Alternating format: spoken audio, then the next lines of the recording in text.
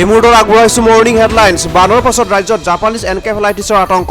24খন জিলাৰ 188 জন লোক আক্ৰান্ত জাপানিজ এনকেফেলাইটিছত। 1 এপ্ৰিলৰ পৰা GMCHত ভৰ্তি 22 গৰাকী লোক, মৃত্যু 5 গৰাকীৰ।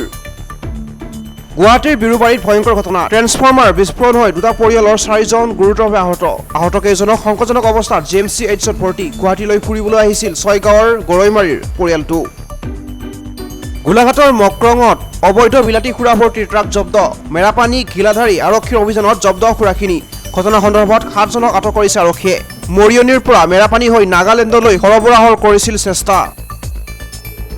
লোৱাৰ দিবাং প্ৰকল্পৰ সুৰংগ হৈ মৃত্যু এজন শ্ৰমিকৰ। মৃত শ্ৰমিকজন কোচবিহাৰৰ পৰিমল উদয়। অৰুণাচলৰ লোৱাৰ দিবাং প্ৰকল্পৰ এটা সুৰংগত কাম কৰি আছিল পৰিমলে।